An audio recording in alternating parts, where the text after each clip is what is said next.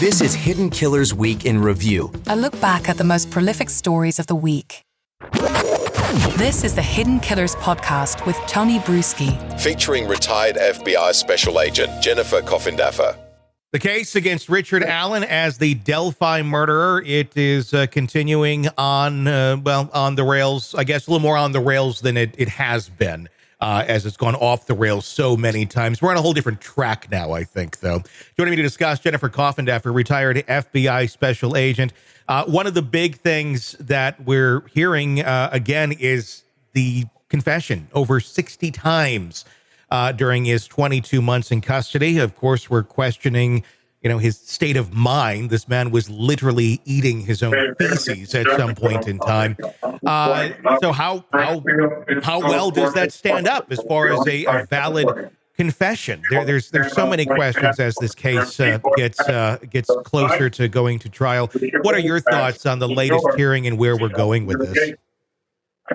Well, a couple of things. Anytime somebody confesses to a loved one that's overheard on a monitored phone line, anytime somebody says something to somebody in a locked up facility that's unsolicited, in other words, this wasn't a law enforcement twisting his arm. These were supposed voluntary type confessions. I think they have a lot of credence. Yeah. Of course, the issue is, and I think I can't imagine anyone not subscribing to this except for maybe Judge Gohl and the prosecution team. He was yanked from being a CVS pharmacist, had a wife, had a daughter, all was well in the world, and thrown in a maximum security prison in complete lockup for 23 hours, Tony. This is unheard of for somebody who has not been convicted of a crime, and who wouldn't go nuts. If you've seen pictures, there usually aren't windows. You're in a teeny tiny cell. I think his was 9x7, or approximately 9x7, and you're all by yourself. Mm-hmm. You're not doing anything for 23 hours a day after being just your normal, accused murderer citizen. So could that drive somebody crazy? Well, I think it could. He was supposedly eating papers. He couldn't meet with his attorneys, which is a total appealable situation, I think, in this. And I know now, Tony, they're moving him finally to a county facility. Yeah. It's taken all this time.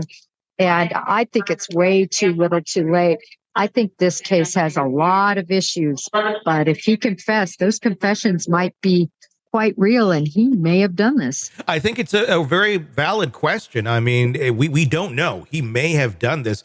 Now, does that negate all of the mishandling of this case? No, not at all. That's what I think puts a lot of this into question. It's just the procedure of how they've been handling this guy, where if he did do this, he could possibly walk because of the way that he's been handled from day one.